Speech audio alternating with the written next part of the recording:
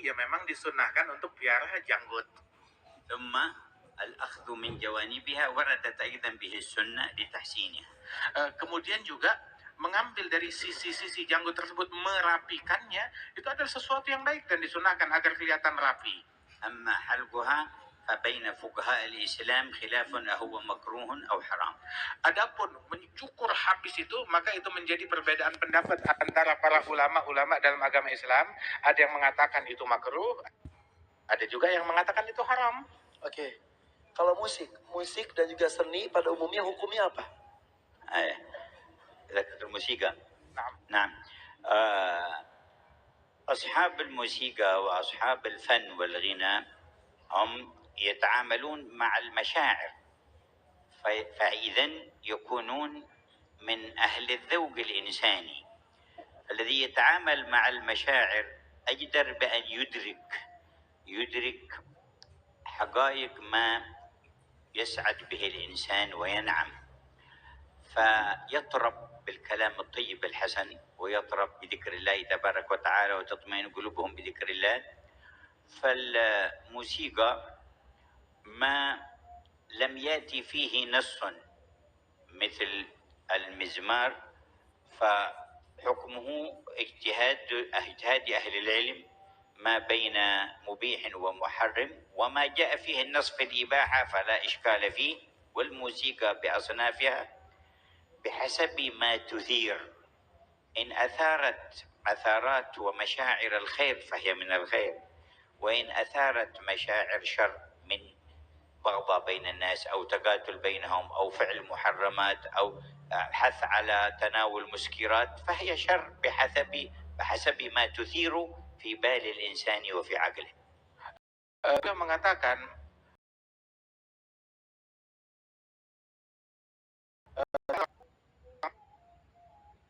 orang yang bekerja bergelut di dalam apa yang menjadi cita rasa batin seseorang, sehingga dia memiliki cita rasa, memiliki perasaan yang halus untuk mendalami apa yang nyaman di dalam hati manusia dengan suara-suara tertentu, dengan syair-syair dan lantunan tertentu. Maka hendaknya pun dia juga memiliki kepekaan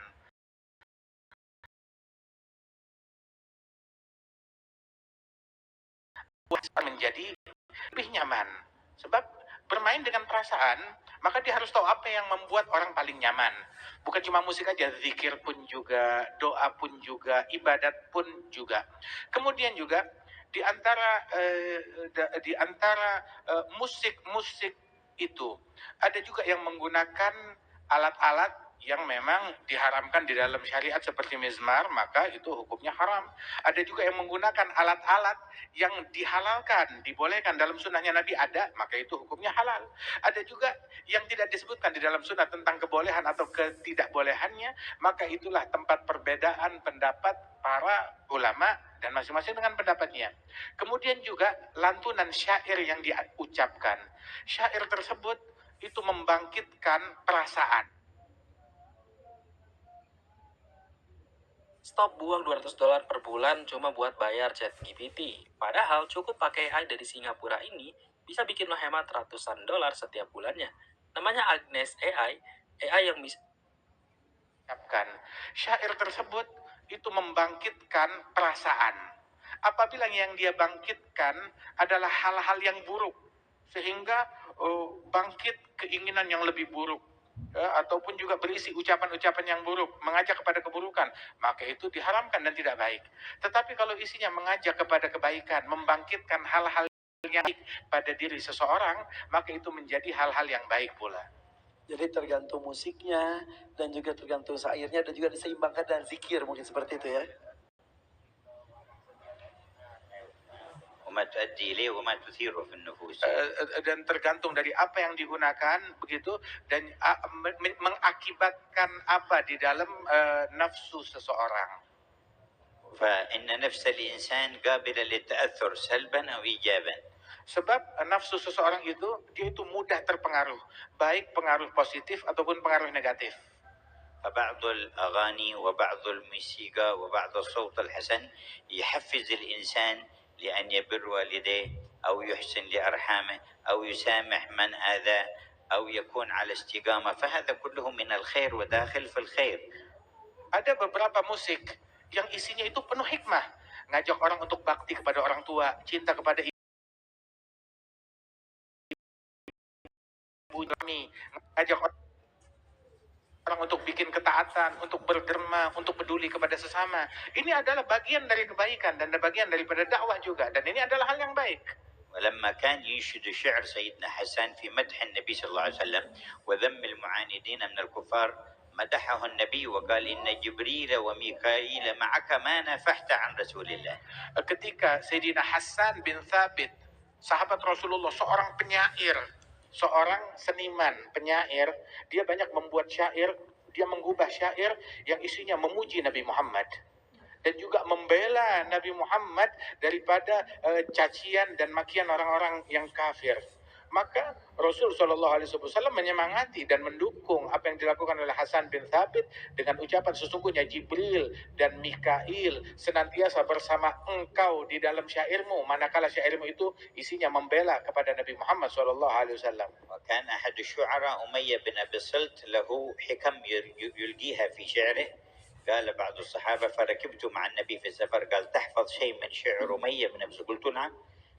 قال فأنشدني، فأنشدته بيتا فقال هي يزدني، فأنشدته بيتا فقال هي، فأنشدته بيتا فقال هي حتى أنشدته 100 بيت. Orang seniman penyair dari orang Arab terdahulu sebelum Nabi Muhammad, namanya Umayyah bin Sult, yang mana dia ini banyak mengucapkan syair-syair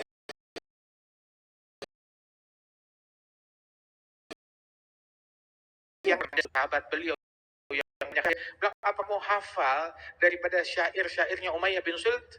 Maka dia bilang, iya saya hafal. Maka diucapkan 1-2 bait syairnya Umayyah bin Sult.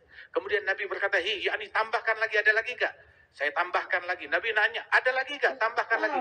Terus sampai hampir 100 bait syair yang dibacakan di hadapan Nabi Muhammad Shallallahu Alaihi Wasallam. وكما تتأثر مشاعر الإنسان بالصوت الحسن وبالأنغام المناسبة، فكذلك تتأثر بالنية الصالحة وبالرحمة وبإرادة الخير وبالقيم الفاضلة.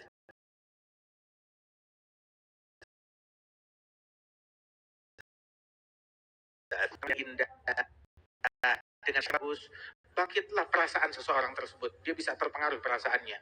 Begitu juga perasaan dan jiwa seseorang itu terpengaruh manakala dihadapkan dengan niat yang baik, dengan rahmat dan kasih sayang, dengan kepedulian dari seseorang, maka itu pun juga memiliki pengaruh besar bagi lawan bicara orang tersebut juga. وقد دخل سيدنا أبو بكر على سيدة عائشة وعندها جاريتان تغنيان، ورسول الله صلى الله عليه وسلم مضطجع، فقال أمزمور الشيطان في بيت رسول الله؟ ففتح النبي وجهه وقال دعهما يا أبا بكر فإن لكل قوم عيد وهذا عيدنا. Pernah satu kali Sayyidina Abu Bakar masuk ke rumah putrinya Siti Aisyah, istri Nabi Muhammad. Bersama Siti Aisyah ada teman-teman mainnya, anak-anak, begitu, gadis-gadis kecil, begitu, yang mana mereka melangkan nyanyi yang baik bersama Siti Aisyah, dan di situ ada Rasulullah Shallallahu Alaihi Wasallam, dan Nabi sedang menutup wajahnya. Sayyidina Abu Bakar saat masuk, maka dia memarahi Siti Aisyah putrinya. Masa iya ada suara di rumah Nabi Muhammad? Maka Nabi Muhammad menoleh ke arah Sayyidina Abu Bakar As-Siddiq dan berkata, biarkan wahai Abu Bakar, enggak sejauh itu maksudnya Rasulullah SAW. Sesungguhnya ini adalah hari Id, hari Lebaran, kata Rasulullah SAW. Maka biarkan mereka melantunkan daripada lantunan dan syair-syair yang tidak mengandung keburukan di dalamnya itu.